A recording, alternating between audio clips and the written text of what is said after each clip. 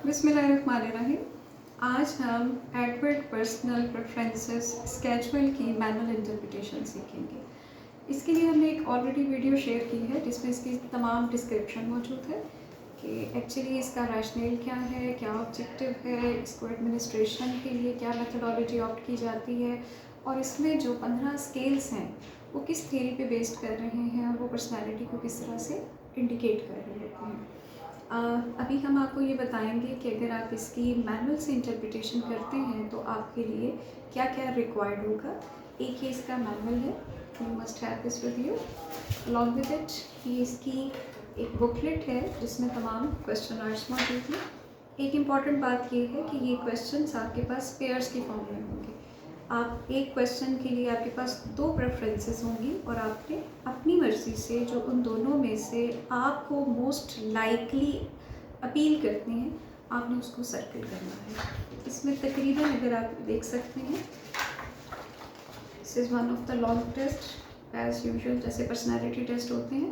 इसमें 225 pair of statements हैं जिनमें से आपने सेलेक्ट करने होंगे। अलॉन्ग विद इट आपके पास ये एक रिस्पॉन्स शीट भी मौजूद है। तरीक़ाकार इसका क्या होता है कि आपने अपने पार्टिसिपेंट को, क्लाइंट को गाइड करना है कि वो इंस्ट्रक्शंस भी पढ़े और ये क्लिनिशियन का या टेस्ट एडमिनिस्टर करने वाले की भी जिम्मेदारी है कि वो अपने क्लाइंट को ये तमाम इंस्ट्रक्शंस पढ़ के सुनाए और जिसके बाद हर एक स्टेटमेंट को रीड आउट करे आपका पार्टिसिपेंट, जो उसको मोस्ट लाइकली उसके केस में ट्रू लगता है स्टेटमेंट उसको वो यहाँ पे सर्कल करते हैं। आपके पास 2 ऑप्शन है, इधर ए और बी। क्या आपने गाइड करना है अपने पार्टिसिपेंट को, वो इस तरीके से डिफरेंट स्टेटमेंट्स जो हैं उनको सर्कल करते हैं और इस तरह से ये कंटिन्यूली 225 आइटम तक वो कंप्लीट कर सकता है। जब आपका ये रिस्पॉन्स शीट जो है ये बिल्कुल फिलअप हो जाती है तो फिर आपके पास एक चेक ये है कि आपने बीइंग टेस्ट एडमिनिस्टर आपने इसको चेक करना है कि कोई आइटम ऐसा ना हो जो मिस हुआ हो और अगर कोई आइटम पार्टिसिपेंट नहीं मार्क करता तो आप उससे ये पूछ सकते हैं। अगर कोई उसमें कॉम्प्लेक्सिटी है, अंडरस्टैंडिंग का इशू है या किसी खास वजह से वो उसको ओमिशन में छोड़ रहा है तो आप उसको मोटिवेट करें कि वो लीस्ट पे उन दोनों ऑप्शंस में से जो उसे प्रेफर्ड लगता है उसको वो ज़रूर मार्क कर दे। तमाम आइडियली स्पीकिंग आपके लिए ये रिस्पॉन्स शीट जो है ये कम्प्लीटली फिल्ड होनी ज़रूरी है ताकि आप एक अच्छे अंदाज में इसकी इंटरप्रिटेशन कर सकें।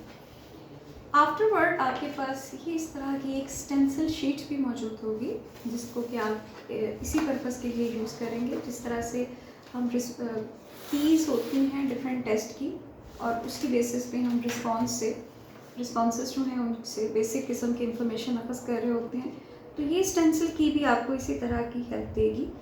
अगेन इम्पॉर्टेंट है कि आपने अपनी रिस्पॉन्स शीट के साथ इस स्टेंसिल को इस तरह से प्लेस करना है जिसमें कि आपको ये आइटम्स जो हैं इनके रिस्पॉन्सेस विजिबल हो जाएं। मोस्ट आइडियली सिचुएशन में आपके पास यहाँ से पंच्ड भी होती हैं और जैसे ही आप इस पे रखते हैं तो वो पंच्ड के लिए जो आपकी रिस्पॉन्स शीट है उस पर एरो का निशान होता है, तो ये आपके लिए हेल्पफुल हो जाता है कि आपने स्टेंसिल को अप्रोप्रिएट वे में रखा है या नहीं रखा। इसके बाद अगर आप इसको गौर से देखें तो आपके पास इसमें 2 ऑप्शंस हैं। एक आपके पास ये लाइंस का ऑप्शन है और दूसरा आपके पास ये थोड़ा सा सेमी सर्कल टाइप आपके पास एक शेप है जिसको आपने लेके चलना होता है।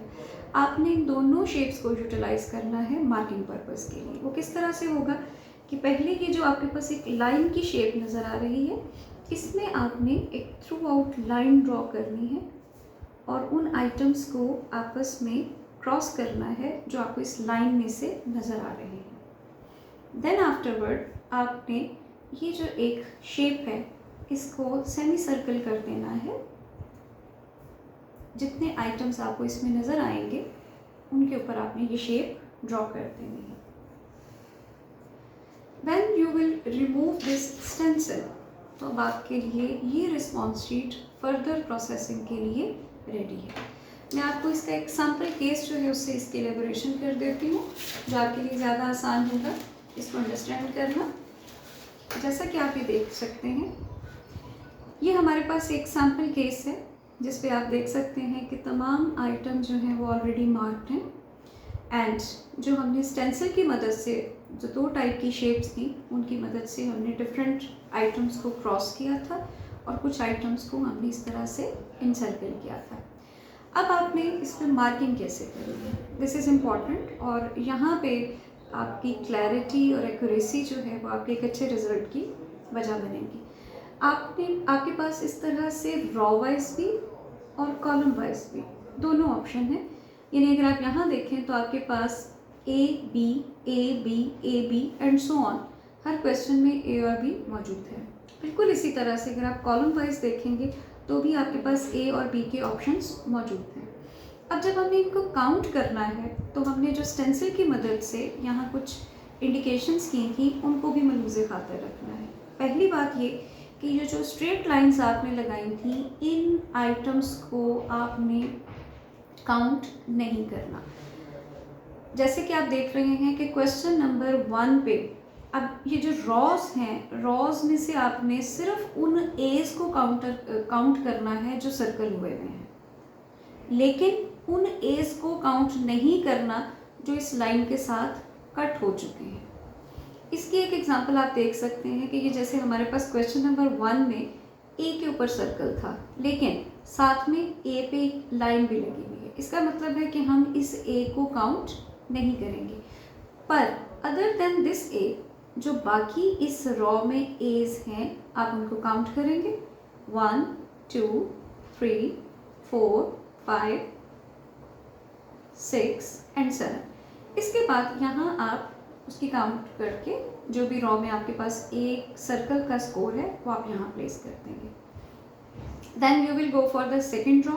अब आप इसमें देखिए कि यहाँ हमारे पास 2 जो क्वेश्चन था उस पर ए नहीं बल्कि बी को सर्कल किया गया था। अगर यहाँ ए सर्कल होता तो हम ए को काउंट करते, लेकिन क्योंकि बी सर्कल्ड है तो वो हम रॉ में तो काउंट नहीं कर रहे होंगे। अब इसके बाद हमारे पास अगला इस रॉ में जो क्वेश्चन नंबर है वो 7 आ रहा है। 7 में आपके पास ए सर्कल्ड है लेकिन अलॉन्ग विद दैट ए जो है वो कट भी है, तो इस वजह से अगेन आप इस ए को काउंट नहीं करेंगे और रिमेनिंग रॉ में जितने ए सर्कल्ड हैं उनको काउंट करके अकॉर्डिंगली आप यहाँ प्लेस कर देंगे। इसी तरह से now you have to move towards the column. Column में आप इस तरह से करेंगे कि यहाँ आपको जो सर्कल बी हैं सिर्फ उनको काउंट करना है एंड अगर कोई आइटम इस लाइन की वजह से कटा हुआ है पर वो बी के साथ सर्कल था तो उसको आप इसमें काउंट नहीं करेंगे। अब आप इसी तरह से यहाँ प्रोसीड कर सकते हैं। हम देख सकते हैं कि क्वेश्चन नंबर 1 क्योंकि कटा हुआ था उसको हम कंसिडर नहीं करेंगे। क्वेश्चन नंबर जो हमारे पास है 2 उसके अंदर बी सर्कल्ड है तो यहाँ आप बी को काउंट करेंगे 1 2 3 4 5 एंड 6। इस कॉलम में आपके पास 6 बीज जो हैं वो सर्कल्ड हैं तो यहाँ आप कॉलम्स के साथ 6 प्लेस कर देंगे। बिल्कुल इसी अंदाज में आप हर रॉ को ए की पॉइंट ऑफ व्यू से काउंट करेंगे और यहाँ प्लेस करते जाएंगे और हर कॉलम को बी के पॉइंट ऑफ व्यू से यानी जो सर्कल्ड हैं उनको काउंट करेंगे और आप यहाँ कॉलम के साथ उसको प्लेस करते जाएंगे। या बहुत आसानी से देख सकते हैं कि ये आपका फर्स्ट रॉ है और ये आपका फर्स्ट कॉलम है। इसी तरह से ये आपका सेकंड रॉ का स्कोर है और ये आपकी सेकंड कॉलम का स्कोर एंड सो ऑन। इस तरह से आप इन तमाम की काउंटिंग को कंप्लीट कर लेंगे। ये आपको एक check box at the bottom नज़र आ रहे हैं। ये चेक बॉक्स एक्चुअली वैलिडिटी के लिए है। वैलिडिटी आपने किस तरह से देखनी है, जैसा कि आपने जब स्टेंसिल के साथ इसको मार्क किया था तो 2 तरह की चीज़ें आपने की थी। एक आपने कुछ आइटम्स को लाइन के साथ कट किया था और कुछ को आपने इस शेप में सर्कल कर दिया था। अब ये भी एक एक्चुअली आपके पास चेक सिस्टम है कि फॉर एग्जांपल ये है आपके पास आइटम नंबर 1, इसका जो क्रॉस चेक का पेयर है वो आइटम नंबर 151 है। यहाँ आपने काउंट ये करना है या कंसिडर ये करना है कि अगर क्वेश्चन नंबर 1 में आपके क्लाइंट्स ने या टेस्ट टेकर ने ए को सर्कल किया है तो क्वेश्चन नंबर 151 में भी ए ही को सर्कल किया हुआ है, ये दोनों सेम है तो इसका मतलब है कि वो आंसर सीरियसली ट्रू दे रहा है। अगर इन दोनों में डिस्क्रिपेंसी मौजूद है तो हम इसको एम्प्टी छोड़ देंगे, और अगर ये सेम है तो हम इस पर एक टिक प्लेस कर देंगे। बिल्कुल इसी तरह से आप देख सकते हैं कि क्वेश्चन नंबर 7 का पेयर जो है वो क्वेश्चन नंबर 157 के साथ बन रहा है। यहाँ पे भी आपको यही चेक करना है कि क्या आया दोनों वैल्यूज सेम सर्कल हुई हैं, और अकॉर्डिंगली आपने इसे टिक कर देना है, एंड सो ऑन। इन तमाम को चेक करने के बाद अब आप काउंट करेंगे कि एक्चुअली उसने वैलिडिटी पे कितना स्कोर किया है।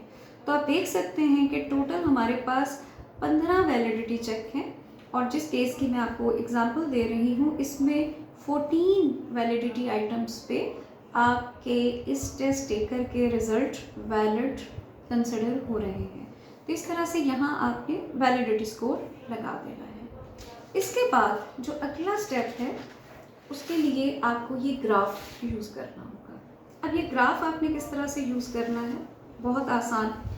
इसके लिए आपके पास ये जो आपका टोटल स्कोर है, एक्चुअली अगर आप देखें तो ये जो मैंने आपसे पहले पेयर्स किया कि हमने इसकी एक वीडियो आपसे शेयर की है जिसमें हर एक जो स्केल है उसकी डिस्क्रिप्शन मौजूद है कि ये अचीवमेंट है, डिफरेंस है, ये एग्रेशन पे है, या सो ऑन। तो ये उन्हीं तमाम की एब्रीवेशंस मौजूद है। ये टोटल स्कोर आपको बता रहा है कि इन डिफरेंट नीड पे आपके टेस्ट टेकर ने क्या स्कोर किया है। ये उसका रॉ स्कोर है। इस रॉ स्कोर की हेल्प से आपने उसके परसेंटाइल स्कोर्स को फाइंड आउट करना है। अब इसके लिए आपके पास 4 टेबल हैं जिससे आप वो परसेंटाइल स्कोर ले सकते हैं, क्योंकि ये एक वाइड रेंज ऑफ पीपल की नीड को कैटर कर रहा है। इसमें college male, college female, adult female, इन तमाम तरह की पॉपुलेशन के लिए नॉर्म्स मौजूद हैं। तो आपने इसी अंदाज में चलना है जो आपके पास मौजूद हैं कि आपका जो क्लाइंट है उसका जेंडर क्या है, उसका एज उसकी क्या है। In accordance to these demographics आपने स्पेसिफिक टेबल को चूज़ करना है। जैसे मेरे पास जिस क्लाइंट का ये केस मौजूद है, फीमेल उसका जेंडर है और 26 उसकी एज है। तो जेंडर और एज के पॉइंट ऑफ व्यू से अगर मैं देखूं तो ये एक अडल्ट फीमेल है, जिसके लिए मुझे अडल्ट फीमेल का टेबल यूज़ करना होगा। अब मेरे पास इसके डिफरेंट ऑप्शन आपके टेबल में मौजूद हैं। टेबल के टाइटल्स पे लिखा हुआ है कि कौन सा टेबल आपने किस पर्पस के लिए यूज़ करना है। यहाँ पे आप देख सकते हैं कि we can go with this like percentile for general adult group on the EPPS for men and percentile for general adult group on the EPPS for women. This is the specific table जो कि इसके manual के according table number 4 है, जो adult female के लिए आप use कर सकते हैं। ये टेबल मेरे पास मौजूद है। इसको परसेंटाइल को मार्क करना इंतहाई आसान है। तरीकाकार क्या होगा, ये जैसे आप देख रहे हैं कि ये जो आपके पास फर्स्ट कॉलम है इसके टॉप पे लिखा हुआ है score. Actually these are the raw scores, और इन तमाम रॉ स्कोर्स के अगेंस्ट आपको इसके 15 स्केल्स पे उनके परसेंटाइल स्कोर्स मिल रहे हैं। अब आपको करना ये है कि जैसे हमारे पास जो सबसे पहले अचीवमेंट का स्केल था उस पर हमारे क्लाइंट का स्कोर था 13, तो हमने उस 13 के पॉइंट ऑफ व्यू से अचीवमेंट पे उसकी परसेंटाइल चेक करना है, क्योंकि इस पर 50 है। और अगर आप इसको ग्राफ पे प्लेस करेंगे तो you will come to know कि दरअसल जो आपका ग्राफ है वो 50 ही को एवरेज कंसिडर कर रहा है। जब आप अचीवमेंट के लिए 50 पे पॉइंट लगाएंगे तो वो एग्जैक्टली नॉर्मलिटी को टच कर रहा होगा। इसी तरह से हम अगला स्कोर चेक करेंगे जो है 16, और ये किस पे है, डिफरेंस पे। और जो आप इसी पॉइंट ऑफ व्यू से जब चेक करेंगे 16 को आप डिफरेंस पे चेक करें, दैट इज़ एक्चुअली 66। इसी की इन अकॉर्डेंस आप सेकंड जो इसका स्केल है उसको 66 पे मार्क कर देंगे। अब ये आपके लिए थोड़ा सा इसको समझना और मैनेज करना बहुत आसान है कि या आपका जो परसेंटाइल स्कोर है वो नॉर्मलिटी की बिल्कुल एग्जैक्ट लाइन पे आ सकता है, या वो उससे अपवर्ड जाएगा या वो उससे डाउनवर्ड जाएगा। जिस भी साइड पे ये मूव कर रहा है, you just have to go to mark it over there and then you have to link it with your average line. ये जैसा कि आप देख सकते हैं कि तमाम रॉ स्कोर के अगेंस्ट जो उनके परसेंटाइल स्कोर्स मौजूद थे उनको हमने यहाँ मार्क भी कर लिया है और अकॉर्डिंगली हमने उसे एक्सटेंड कर दिया है ईदर अपवर्ड और downward. So this is the basic process जिससे कि आप EPPS को मैनुअल की मदद से इंटरप्रेट कर सकते हैं। आपकी सहूलत के लिए हमने एक मिनी सॉफ्टवेयर में इस टेस्ट का एक कंप्यूटर वर्जन भी बनाया है और उसकी एक अलग से वीडियो हमारे इसी चैनल पे मौजूद होगी। उसकी वीडियो को देखते हुए अगर आपको लगे कि वो आपके लिए हेल्पफुल है और वो इसकी यानी EPPS की इंटरप्रिटेशन को आपके लिए आसान और ज़्यादा ऑथेंटिक बना सकती है तो आप ईमेल करके हमसे वो मंगवा सकते हैं। अगर आपको इसमें कोई कन्फ्यूजन हो या कोई फर्दर कोई हेल्प रिक्वायर हो तो आप हमें नीचे इसके कमेंट भी भेज सकते हैं, ईमेल पे भी हमें शेयर कर सकते हैं। It will be really worth it for us. Thank you so much.